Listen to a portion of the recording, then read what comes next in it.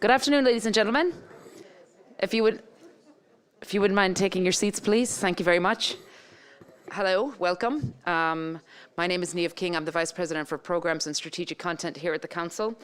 And on behalf of the Council, thanks very much for coming out on a Friday evening. A few housekeeping points. As many of you already know, the Council is an independent, non-partisan platform. Views expressed on this platform are the views of the Speaker and not of the Council. Please silence your phone, but not your voices. You'll have a chance, if you'd like, to interact with Professor Ferguson online. The instructions are on the screen. And thank you very much to our members in attendance today. Your support is terrific and helps us bring programs like this throughout the year. We're looking forward to hearing from Niall Ferguson today, who's been a regular fixture on the Council scene for quite a while. Some of you are here for Chimerica and 5 Killer Apps and Henry Kissinger. And now today we're here for The Square and the Tower, his new book, which will be available afterwards, and he'll be signing them as well too.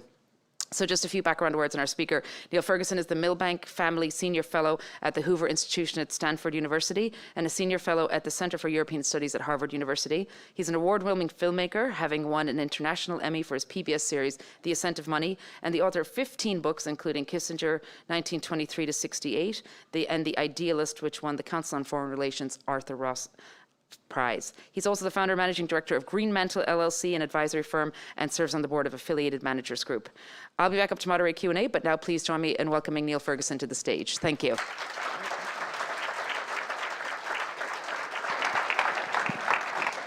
Well, thank you very much indeed, Niamh. It's a pleasure to be back in Chicago. I'm going to talk for 40 minutes at most and then invite you to ask me difficult questions. I want to talk about my book, needless to say.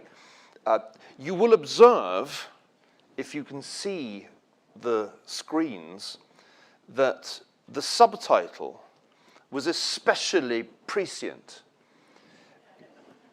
And I want to give myself some credit for the fact that I knew bad things were coming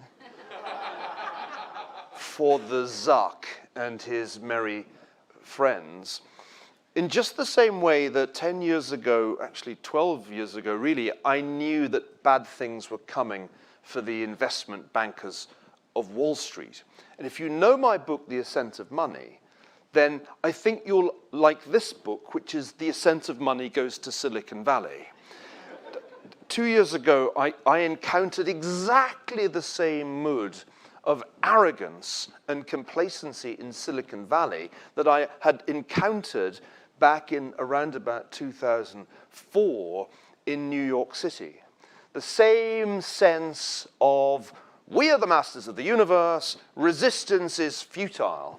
And when I encounter that particular mood, then I know that Nemesis is approaching and I get to work on a book. If you've ever been to the beautiful Italian town of Siena, then you'll get immediately why the book is called The Square and the Tower. Because if you go to Siena, you see this perfect juxtaposition of a square, the Piazza del Campo, and a tower, the Torre del Mangia, and they're right next to one another, the tower casting its long shadow over the square, perfectly representing the false dichotomy, and I want to stress that it's a false dichotomy, between networks and hierarchies. The square is the place where you go to meet your friends, chit-chat, trade, do that kind of social network thing. In Siena, they also have horse races, but that's unusual for squares. The tower is where power resides. It's part of the old Palazzo Pubblico, where the Siena Republic was governed from.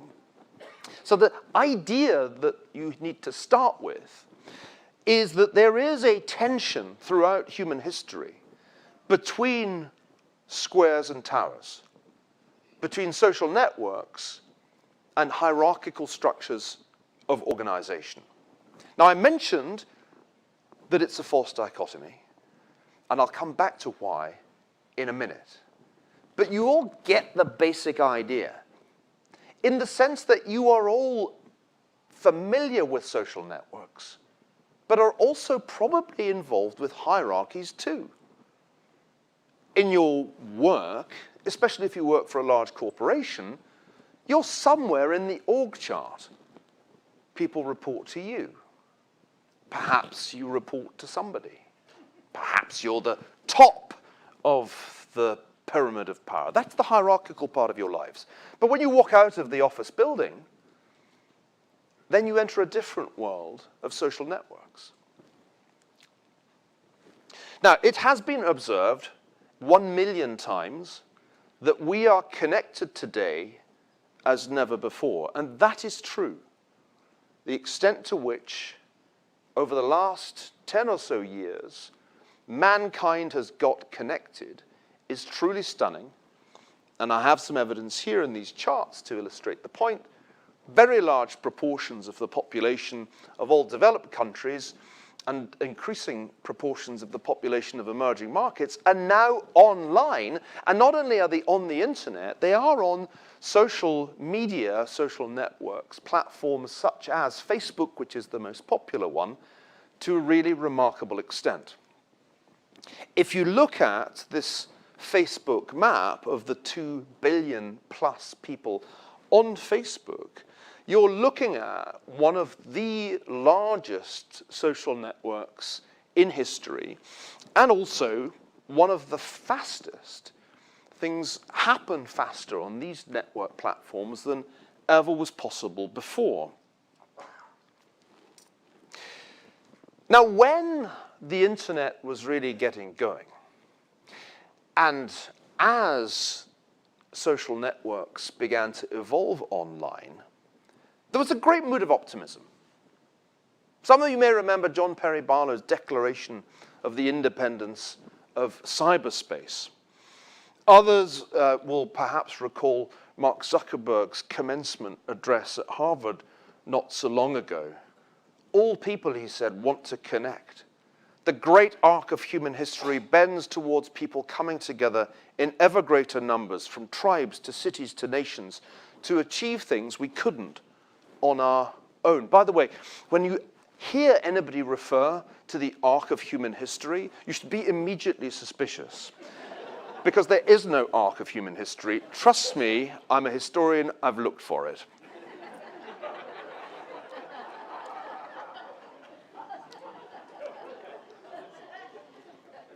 And then came, instead of the global community and the independent Republic of Libertarian Utopia, the year 2016, the annus horribilis of the liberal internet. And if you read the book, a substantial part of the later chapters is given over to the story not only of the US presidential election of 2016, but also of the Brexit referendum, which was like a dress rehearsal for that election.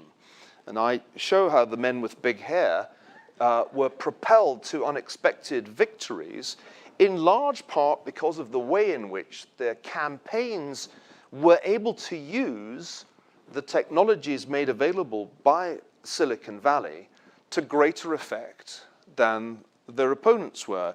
You'll perhaps notice in one of those pictures the now reviled figure of Alexander Nix, the chief executive of Cambridge Analytica.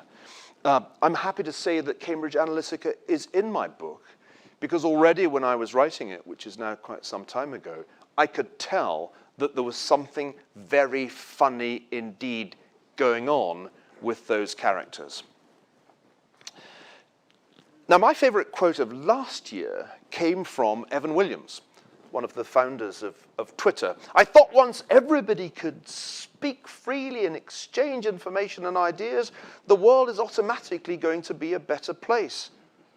I was wrong about that. To which I think there's really only one possible reply. Well, duh. You see, what I want to try and suggest to you in the limited time I have is that it was entirely predictable, not only on the basis of network science, but on the basis of history, that if you created a planet where everybody is connected, the result would not be some happy, clappy utopia of people selling, or rather showing cat videos to one another, but something altogether less pleasant. To understand why things went so awry, because certainly from the vantage point of Silicon Valley, Donald Trump's victory was a hideous wrong turning. The arc of history sort of broke or went through some ghastly hairpin bend. You have to look at networks and understand a little bit more about them than I used to. And most historians, when they use the word network, are extraordinarily vague and imprecise in the way they use it. But I think we can be more precise, and increasingly a new generation of historians is beginning to use social network analysis in ways that I find truly illuminating. Now, imagine that we could graph the social network in this room. In this process, each of you would become a mere node. To me, you're all just nodes. Don't take it personally, but that's how social network analysis works. And we would be interested to know in a little bit about the relationships between the nodes in this room. And we, if we could get the data from Mark Zuckerberg, could quite quickly build up a map, a graph of the social network in the room. And we would find out, if we did that, the clusters that exist, little coteries or cliques within this particular group. We would see that Niamh was the hub, connected to absolutely everybody, crucial in every respect to the functioning of this network. And then there would be the network isolates, people like me and Ed, Luce, who really have no business being here, but got invited by Niamh. And that kind of graph can be drawn for any group of human beings. And one can identify in the process a whole lot of fascinating things about how the network operates.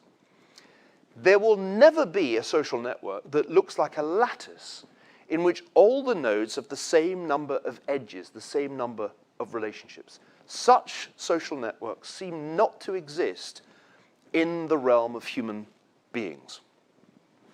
Now, I am going to give you a crash course in network science, laced with a little bit of history, and I'm going to tell you 6 things that I learned about networks that I didn't know before I wrote this book. The first is a cliche, really, or a truism. Birds of a feather flock together. This is an extremely important point when trying to understand the properties of social networks. We tend to self-segregate into clusters of like-minded or otherwise similar people. This was something American sociologists observed when they studied social networks in high schools in the 1970s. They were trying to understand why integration in multiracial communities was proving so difficult. And they found, to their dismay, that voluntarily within multiracial schools, clusters would form that were racially similar. And this self-segregation gave rise to the idea of homophily, the tendency of people to gravitate towards people who are like them. We see this in our own time, not only in high schools, but we see it online. And this chart here is actually a graph of retweet activity on Twitter. I'll say a little bit more about that later, but you can see from the graph the general idea. There's a conservative cluster and there's a liberal cluster. Conservatives retweet conservatives and liberals retweet liberals, and there's hardly any retweeting across the ideological divide. So if you were expecting, by connecting the whole world, to create a global community, which Mark Zuckerberg thought the arc of history was leading him towards, you were naive, because that is not how social networks operate on any scale, because birds of a feather flock together. Second of 6. Now it's Friday. It's Friday evening. Fatigue could grip you at any moment. But remember, this is the key to everything. So you must stay awake. And if your telephone starts telling you to have a little look and see what email came in, or whether you got likes on Facebook, know that you are in the grip of an addiction and I am here to help. It's a small world. We say this all the time. Oh, fancy meeting you here. Oh, Ed, what are you doing here? I'm really genuinely surprised that Ed Luce is here. I had no idea that he's an item with Niamh. That's a classic small world. I didn't know that. I don't really pry into people's private lives. I read Ed in the Financial Times admiringly all the time. Never ask myself the question, I wonder who he's going out with. So, it's a small world. It's such a small world. And I think the reason it's a small world isn't widely understood. But Stanley Milgram and others worked it out. 6 degrees of separation is one of these old lines that you're all familiar with. It actually dates back to a Hungarian short story from the 1920s. But Milgram ran a series of experiments in the 60s with chain letters that showed that there really were typically 6 degrees of separation between any 2 randomly selected Americans. And these illustrations are taken from the article that he published in 1967, making this point. A small world is small because it really doesn't take that long to connect any 2 randomly selected people. And it's a small world because weak ties are strong. A man named Granovetter, who's at Stanford, made this point. The reason that we can so quickly get, by a matter of 6 steps to anyone in the world, from Monica Lewinsky onwards, is that although we know a relatively small number of people really well, our family and close friends, our casual acquaintances, of whom we have many, connect us to a multitude of other such clusters of family and friends. So it's the weak ties, the loose acquaintances that connect us and ensure that we keep on saying to ourselves, what a small world. Third point. The structure of the network is if that's Mark Zuckerberg, tell him I'm busy. The structure of the network determines virality as much as the inherent properties of a virus or a meme or a cat video or anything like that. And this is a really important point because when we are trying to understand why some things go viral, we often make the mistake of thinking it's because they're really cool. They're really contagious inherently. But no, it's just as important where something enters the network. If I heard something about Chicago politics, I wouldn't really be able to transmit it very far. I might tell Niamh. If I told Niamh and she would then tell everybody here, that would make all the difference. But if I didn't tell her, if I didn't tell the super connected person, then it might simply peter out. Those who study epidemic disease know this to be true. Take the case of Ebola. It's the structure of the society that determines how rapidly a contagious disease spreads. And the same is true when things go viral online. Remember my false dichotomy. Okay, now I have to explain it. There isn't really a fundamental difference between networks and hierarchies. Strictly speaking, a hierarchy is just a kind of network. It's a special kind of network, it's depicted here, where one node has much higher centrality than all the rest. But it is just a network. It's a network, if you like, with certain edges missing. The real correct contrast is between distributed or decentralized networks and hierarchical networks. I can see a lady nodding who knows this stuff.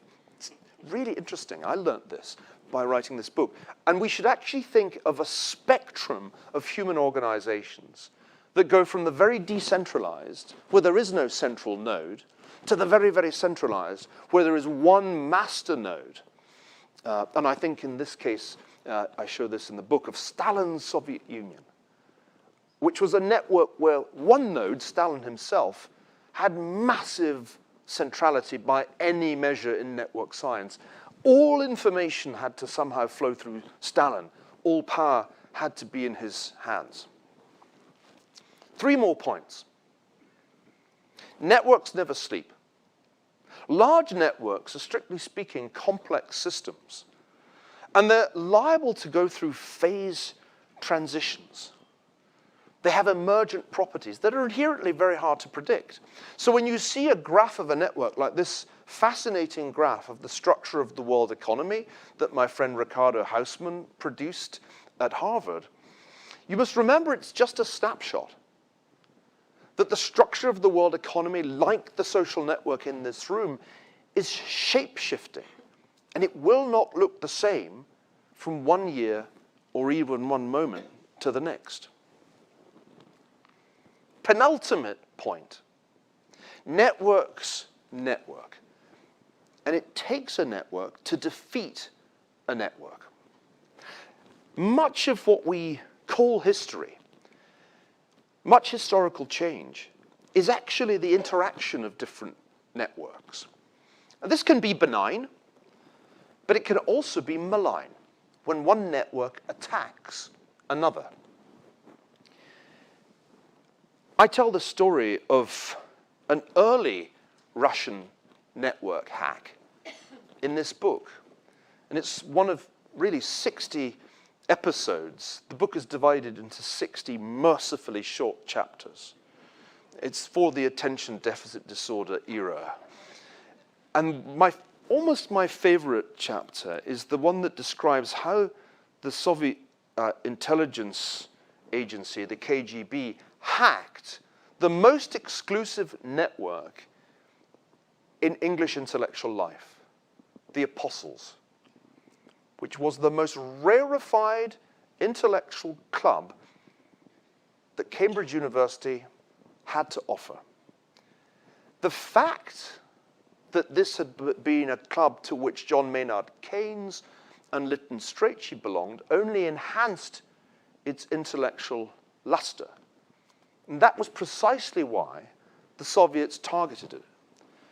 Arnold Deutsch, the chap to the right, was a KGB operative who recruited 3 members of the Apostles to become KGB agents. This was an amazingly successful attack on a network because these 3, who were 3 of the 5 Cambridge spies, were able to deliver to the Soviet Union high-quality intelligence for more than 2 decades, escaping detection not because they were geniuses at subterfuge, they made many mistakes that should have given them away, but because as members of the British establishment, the creme de la creme, Trinity College, my God, the elite, the Apostles, nobody could quite believe that they could be Soviet agents.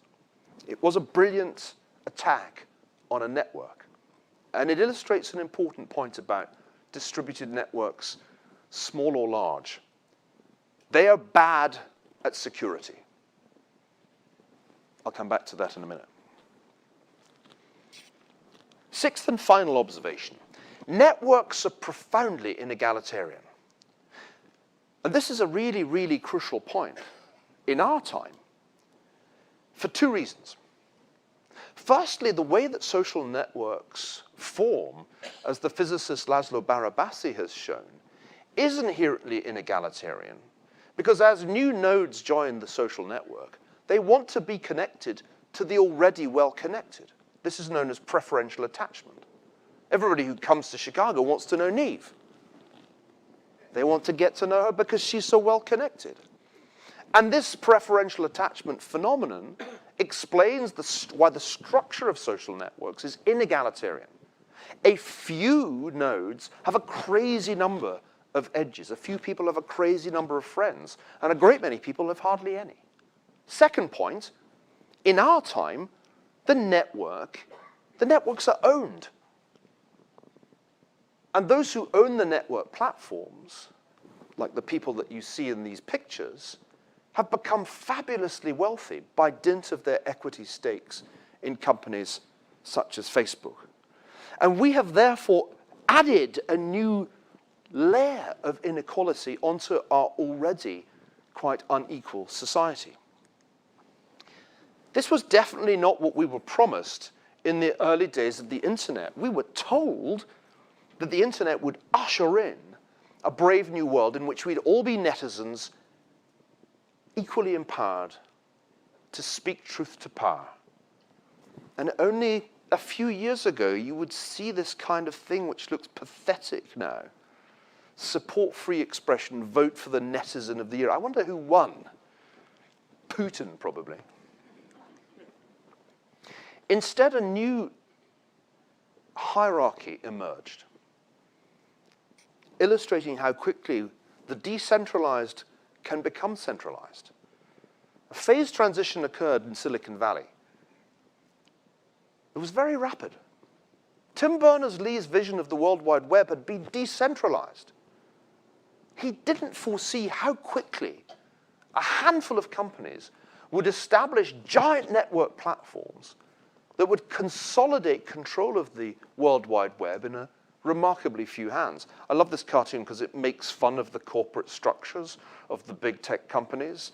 It's satirical, but I'm told actually rather close to the truth. Silicon Valley has produced some of the world's biggest companies. This came from the FT last year. The numbers have changed a bit since then, but the basic ranking's the same.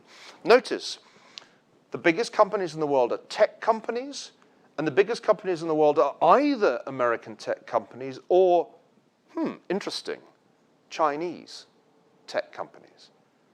You will look in vain for giant European tech companies. More on that later. Welcome to the new monopoly capitalism. Peter Thiel, one of the most brilliant, if not the most brilliant tech investor of his generation, felt emboldened to write a book called 0 to 1 on this very subject just a few years ago, a book that explicitly says that monopolies are a good thing. I said, Peter, I don't know that that's such a good idea. I mean, you sure you want to say this? Moreover, Peter, if you call your book 0 to 1, everybody except in the United States will think it's a soccer score. Scott Galloway at NYU has this wonderful idea that the four horsemen, the four dominant companies, have become like the organs of the human body. Google is the head, Facebook is the heart, Amazon is the gut. I won't say what Apple is, but the idea is that your iPhone is a kind of sex symbol. Not only has this inegalitarian internet produced monopoly capitalism, it has also completely transformed the democratic process in ways that we are still grappling to understand. Everybody has their own theory about the 2016 election. During the election, I, like many writers, blew hot and cold about what would happen. But for me, one vital piece of evidence that caused me to increase the probability of a Trump victory was this: that Donald Trump dominated Hillary Clinton on social media, as you can see here in these charts. Dominated her on Twitter, dominated her even more on Facebook. Notice too that compared with 2008, when for the first time these technologies started to be used in politics, they mattered vastly more in 2016. When I saw these numbers, as I mentioned, I started to realize that the polls and the conventional political analysts might be misleading me as to the probability of a Trump victory. And I went from thinking that he had no chance at the beginning of 2016 to writing a column about the week before the election saying I thought he'd likely win. It's one of my better columns, that actually, because it was written just after Chicago had won the World Series. And I drew an analogy between the World Series and the presidential election, saying that the team that you thought could never possibly win had just won, and that would probably happen again.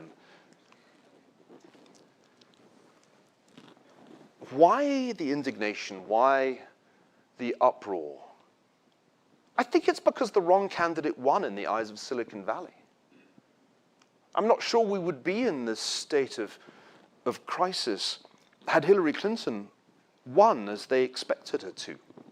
Remember, nearly all of these companies are populated by people who lean left. Peter Thiel was the only person in Silicon Valley who endorsed Donald Trump, and he just left town because he said this to me at the end of January, that Silicon Valley had become a one-party state. Unfortunately, he's moved to Los Angeles, which I hate to tell him is not very different. Brad Pascal, Trump's digital media director. These social platforms are all invented by very liberal people on the West and East Coasts. And we figure out how to use it to push conservative values. I don't think they thought that would ever happen. So true. You could hear the heads exploding from my office in the Stanford campus all day on November the 9th, 2016. They couldn't believe what had happened. Their technologies, their tools, Facebook advertising, had been used to elect Donald Trump. The 2016 election was a tale of networks. Trump's own network, here rather interestingly depicted on BuzzFeed as a complex of business relationships, was a part of the story. But we know now that it had been hacked by the network that I call Siberia, the Russian intelligence network, doing what the Russians do, but now doing it with technology that wasn't available in the 1930s, using the techniques that I described earlier of a network attack. We now know, and we find out more each week, that the Russians did use Facebook and Twitter to disseminate fake news and, perhaps just as importantly, extreme views. My personal favorite amongst the Russian content is on this slide here to the right. Satan, if I win, Clinton wins. Jesus, not if I can help it. Press like to help Jesus win. The stuff was being sent into people's news feeds, but not randomly. It was being sent into news feeds of people who could be identified from their Facebook user data as susceptible to the information, as susceptible to the imagery and the language. And that's the key to all of this. That because Cambridge Analytica had been able to get data on 50 million users roughly and make it available to the Trump campaign was able to target its Facebook advertising more precisely than otherwise would have been possible. But here's the kicker. It turns out that it was liberals, not conservatives, who retweeted the Russian content more. This is an interesting paper that's just been published by Kate Starbird that shows that retweets of Russian trolls' content was much more likely on the political left than on the political right. I'm still pondering the significance of that, but it's interesting and counterintuitive. Of course, it should be noted that the retweeting of Russian content is not a majority of retweet activity. And one of the crucial points that sometimes gets lost in this discussion is that although as many people saw Russian content as voted in November 2016, Russian content was just a small proportion of all the content online. The billions of posts and tweets generated by ordinary Americans on political subjects. I want to use the remaining minutes to come back to China. By the way, when The Economist says you're the world's most powerful man, you should start worrying. I'm sure they said that about Gorbachev at some point. China built its own national internet, as is well known, behind a great firewall. But what nobody expected was that behind that firewall would grow the only companies in the world that can match the US tech companies. Baidu, Alibaba, Tencent. They are the only rivals of the FANG companies, Facebook, Amazon, Netflix, Google, in the world. And their scale is remarkable. What's even more remarkable is that in some domains, the Chinese tech companies are ahead of their American counterparts. And it's surprising how few people appreciate this, even today. In particular, they lead on payments. We didn't all adopt PayPal. But the Chinese have all adopted Alipay or WeChat Pay. And as a result, as this recent McKinsey study shows, they completely dominate the e-payments world. And in dominating it, they've acquired much greater processing capacity and computing power. It's a reason why I think they have a reasonable chance of winning the artificial intelligence race, because the scale of e-commerce and e-payments in China is so much greater than its equivalent in the United States or anywhere else. In China, the square and the tower are one. They are in harmony. Or to be precise, the square is an effectively owned subsidiary of the tower. The Communist Party controls the internet. And Jack Ma is the junior partner of Xi Jinping, whose back you see here. Jack Ma said, I think last October at a Communist Party conference, quote, "The political and legal system of the future is inseparable from big data. Bad guys won't even be able to walk into the square." When you've called your book The Square and the Tower, and you read a quote like that, you do a little, oh, oh, oh, oh. But in China, the square means something special. There's only one square that anybody's ever talking about in China, and it's Tiananmen Square. We are in a completely different state of affairs. There is a simmering conflict between Washington and Silicon Valley. It flared up briefly last year when Trump launched an anti-Facebook tweet at Zuckerberg, and Zuckerberg responded with a post. You'd think it's strange, wouldn't you? After deriving so much benefit from Facebook in 2016, why would Trump attack Zuckerberg? But I think this is calculated, and I think it's rational. Because gradually Republicans are realizing it'll never be 2016 again. Silicon Valley will never again allow its tools to be used to the advantage of the right.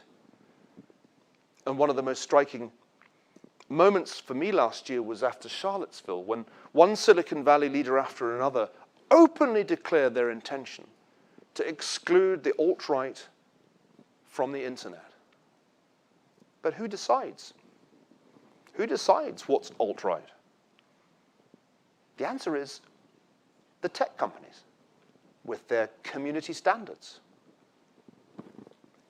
And that, I think, is why this conflict between Washington and Silicon Valley is just beginning. And the Cambridge Analytica scandal has created the opening, an opening that I think the Trump administration will exploit, to do what Steve Bannon urged them to do last year: regulate the network platforms as utilities. The public is moving rapidly in this direction. Recent polling shows a big swing in public attitudes, and this polling predates the latest scandal.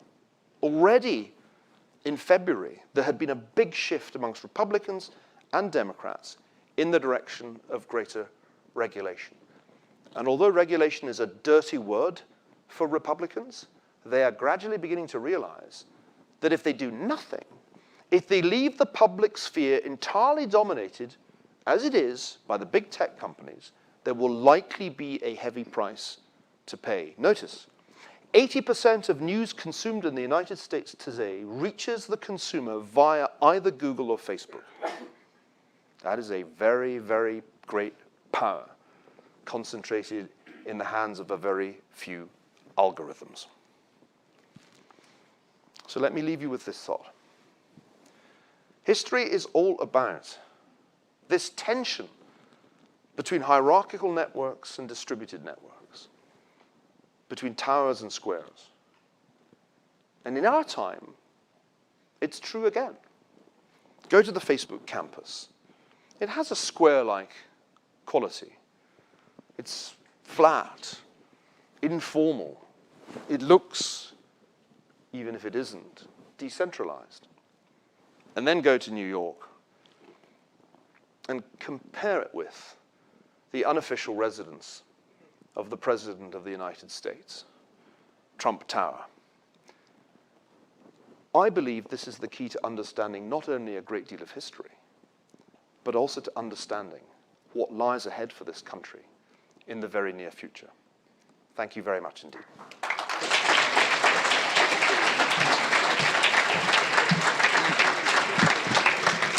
Thanks, Niall. Fantastic. We'd now like to go out to the audience for questions. If you could raise your arm, wait for the mic, and make sure your question's a question. Why don't we start off with the gentleman right there, please? Thank you. Hi there. Thanks for being here. Fascinating talk. There was a piece in either this week or last week's edition of The New Yorker about, it was kind of a case study on Reddit executives and their attempt to sort of self-moderate or self-regulate the behavior on their platform. I'm curious if you read into that and if maybe their actions have been consistent with what you've observed at similar firms, the way that they attempt to moderate content on their own platforms. Annoyingly for me, I did not read that piece. I was in something of a huff with The New Yorker after they ran a puff piece about the Southern Poverty Law Center, an organization so crooked that it staggers me that anybody still takes it seriously. And when I saw that article, I cast The New Yorker across the room and did not subsequently pick it up. But the question that you raise is of a general nature, I think, which is how do those people who control network platforms online moderate content? And I think this is a constantly moving landscape. The case I know more about is the YouTube case, where YouTube's rankings feature the restricted content option. Who decides what is restricted content on YouTube? The answer is YouTube. And a case has been brought by Dennis Prager of Prager University against YouTube. It's in the Californian courts at the moment, because a lot of content on his website was suddenly marked restricted, including, it must be said, lectures by my wife, Ayaan Hirsi Ali. This seems to me part of a trend in which the network platforms are taking an increasingly restrictive view of what is or should be restricted. Under pressure partly from the Europeans, which I didn't mention for the lack of time, but increasingly Europe is regulating US tech companies partly by taxing them more, but I think also partly by saying, you must keep hate speech off your platforms. If you let hate speech on your platforms, we shall fine you a very great deal of money. Hate speech is, of course, one of these cant terms that's now used where we used to say heresy. Anything that's deemed to be hate speech is therefore liable to be sanctioned online. And who decides that? It turned out, actually, that after Charlottesville, Google was seeking advice on this from, you guessed it, the Southern Poverty Law Center, which publishes a list of extremists, including a list of anti-Muslim extremists, on which my wife features. It does not publish a list of Muslim extremists. So we are in a very, very strange and fluctuating world, under pressure partly from Europe and partly from their own employees. There are plenty of social justice warriors who graduated from Berkeley and Stanford and now work at these companies, The companies are becoming more restrictive. And as they become more restrictive, I believe their general tendency to lean left is causing conservative content to be discriminated against. It's early days. I wouldn't expect that to be true on Reddit, which is all kinds of right-leaning chat rooms and forums. But I think the broad trend is in the direction of the restriction and limitation of content on the right. Bear in mind that there are a number of ways in which this can happen. Number one, the algorithm can be tweaked. I have heard Facebook executives boast of experiments where they caused Sean Hannity's presence on newsfeed to decline by 50%. That stuff gets discussed. And the other way in which this works is if Google tweaks its search rankings so that you simply disappear from page one. And that's like disappearing altogether. Neil, one from the internet. How can America best defend itself from foreign state actors attacking and penetrating its networks? Well, that's really one of the questions that's going to come up in the great regulatory investigation of Facebook and the other network platforms by the FTC. Clearly, because these companies' principal objective is to make money from advertisers, and they'll take any currency, rubles accepted, there was absolutely no check on what could be done in 2016. I think it's actually not that difficult a problem to fix. In that sense, there are relatively easy corrections that can be made to increase security, but they haven't yet been made. And we're only months away from the midterm elections. And that's why I keep going to Washington. I was there this week, I was there last week, saying, could you please get with the program? This has to be addressed, and you have to choose. You can go down the left-wing road of antitrust. You can go down the utility road that Bannon started to talk about, or you can remove the exemptions under Section 230 of the 1996 Telecommunications Act, which means that the network platforms are exempt from liability for the content that appears on the platforms. But you can't leave things as they are. In terms of the minimal regulation that I think Zuckerberg was talking about in his interviews earlier this week, there clearly needs to be identification of political content and screening out of foreign-originated political content directed at a US election. But I think in answer to this question, the most striking feature is how little there has been, how little progress there has been, how little change there has been, despite the scandalous nature of the events of 2016. Right. Out to the audience again. Yeah, how about this woman right here, please, in the middle? Yeah, with the spots on your dress. There you go. Hi, thanks very much. I haven't seen in detail the polling that you shared about the shift in people's attitudes towards regulation, but most of the commentary that I've seen on that has been more about people's concerns about automation and taking away jobs, and therefore wanting to see tech companies regulated.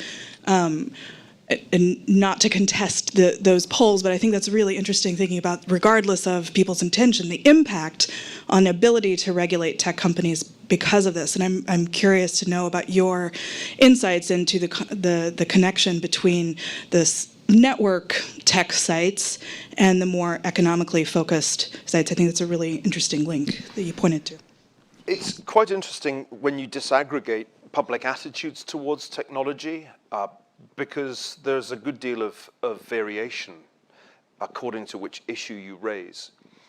If you talk about artificial intelligence, and particularly if you talk about self-driving cars, there's a growing anxiety about that. Predictably, most predictable event of the year. Somebody was killed by a self-driving car, tragically, but entirely predictably. That was bound to happen. It was bound to be a big story, and I think it will help fuel a backlash that is eminently rational, in the sense that millions of people who make a living by driving vehicles see their futures threatened. I would be stunned if this did not become an important issue for particularly red state America. But this is a different set of preoccupations from the ones that I'm talking about. The public has grown extremely upset and anxious about the stories emanating from Silicon Valley about the election. I think that's really what you're seeing in that shift in opinion. The revelations, particularly of Russian intervention, Those, I think, have done a good deal of damage to the reputations of the companies. Notice also, and this is the final point I'll make, I'm trying to do short answers given that time's limited, it's fascinating how some companies have suffered much more reputational damage than others. Amazon is the #1 company in terms of popularity in this country today. Jeff Bezos has understood the absolute importance of being popular with his customers. Whereas, when you ask for opinions on Twitter and Facebook, those have turned sharply negative. And I think they've turned sharply negative because people are uncomfortable, not just with the evidence of skullduggery in 2016, people are increasingly uncomfortable with the polarization I talked about. And they sense correctly that the network platforms have become engines of polarization, driving us apart. One thing I didn't point out for want of time, in that study of Twitter polarization, the researchers found that a tweet was 20% more likely to be retweeted for every moral or emotive word that it used. So if you ever wonder why it is that people on the left use the F word so much in their tweets, and I do notice this when they are having a go at me, it's that you're more likely to get traction online if you use strong language. I detect in the country at large a growing hostility to this polarization and a sense that the network platforms are a part of the problem. Yeah, next question right there, please. Chicago Council Board Member Ann Widner. Thanks, Neve. I just had a question on this polarization and also the existing networks. I had a Facebook argument this week with a conservative friend who said that YouTube was going against its mandate by shutting down material on guns. I guess they decided that they're not going to run any more gun videos.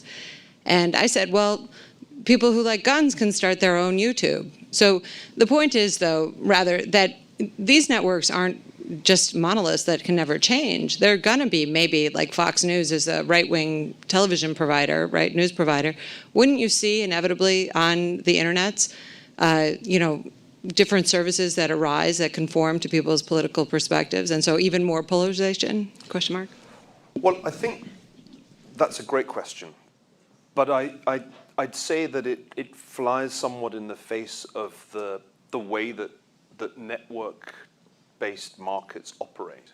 These two-sided markets that lend themselves to the formation of network platforms have a winner-takes-all character. I had a great conversation with Eric Schmidt about this. Eric was very helpful because he read the book in manuscript. I thought I should run it past some people who really knew this stuff. And he said, "Oh, Neil, I was really surprised. You got this right." He obviously expected it to be rubbish. And he said, "Actually, you kind of seem to understand this stuff." Amazed. His observation was that he had thought in, if you like, his earlier career that the internet would all be about empowering the tails of the distribution so that the small players would have greater market access than they previously had in traditional media. He said it turns out that's wrong, that what the internet in fact allowed was the triumph of Zipf's law, Z-I-P-F. Zipf's law says that in a network market, the winner gets 90% of the market, the runner-up gets 9%, and everybody else gets 1%. And that's the story of Google, and that's the story of Amazon in e-commerce, and that's the story of Facebook and social networking, and it is the story increasingly of YouTube. Metcalfe's law says that a network is more valuable the bigger it gets. It's an old pre-internet observation. Turns out to be true. YouTube is growing and growing. It's displacing traditional television. You can try starting up conservative YouTube, and you can try starting up conservative Facebook. It will be almost impossible to get the critical mass you need to compete because winner's already taken all. Now, ultimately, no monopoly is forever, but history does suggest that monopolies can be quite persistent in the absence of regulatory intervention. And that is why it's an issue if YouTube or Facebook decides to interpret their community standards to exclude not just pedophilia and terrorist content, which we already do, and I don't think many people would dissent from the need to do that, but if they start interpreting the community standards to say that the NRA shouldn't be on YouTube. I mean, at that point, an, I think, indefensible challenge to First Amendment rights arises, because they are the public sphere now. There is no public sphere larger than the public sphere of Google and its affiliates, and Facebook and its affiliates. And if you're kicked off those platforms, good luck getting an audience when 80% of news is consumed via those network platforms. I mean, to me, that's a stunning figure. 45% of Americans get news now from the Facebook news feed. Tweaking the Facebook news feed algorithm, and they've tweaked it in quite a major way in the last 6 months, has massive consequences for how news is seen by the individual citizen, each, of course, getting their own tailor-made version of the news. It also has massive implications for traditional media companies who produce much of the content that used to be near the top of your news feed. This is too much power for private companies to wield, whether they're left-wing inclined, right-wing inclined, or not political. The reality is that our public sphere has structurally completely changed. This is not the world of cable TV any more than it's the world of newspapers and the radio. It's a new world, and in this world, the monopolies that have been established will be very hard for market forces to dislodge. Niall's most popular one now from the audience. What's your stance on decentralizing technologies like cryptocurrencies? There are those, like my friend Balaji Srinivasan, who passionately believe that blockchain is the answer, and that through blockchain technology we can return to the decentralized distributed network that was originally the plan when the internet and the World Wide Web came into existence. I think this could be true, but at this point, the experiment with cryptocurrencies has, if anything, argued the other way. Because Bitcoin has, with remarkable speed, become dominated by a really small number of miners. The centralization of the mining of Bitcoin is one of those things that I don't think Satoshi envisaged, but it happened. And I guess that when you look at the ecosystem of cryptocurrencies in Silicon Valley being created with multiple ICOs, these initial coin offerings, again you have the sense that that in this speculative frenzy, it's the insiders who are making most of the money, and that a great deal of stuff will turn out to be worthless, and the suckers will be left with nothing. So blockchain has potential. I think it doesn't have potential to replace fiat currency. And we'll look back and say, the notion of cryptocurrency was doubly wrong, because these currencies were neither truly encrypted. Believe me, it's quite easy, in fact, to look at blockchains and decipher the transactions, which, after all, are indelibly recorded in the blockchain. But nor really currencies, because Bitcoin's not money. You would find it extremely difficult to pay for something with it. It's become a speculative object in its own right. So cryptocurrencies, I think, will prove to have been a blind alley, the wrong use case for blockchain. The real use case of blockchain will prove to be the storage of health records.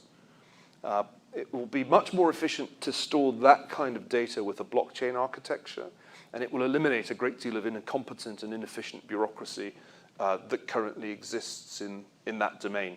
It's a hugely important subject. It's work in progress. The experiment is ongoing.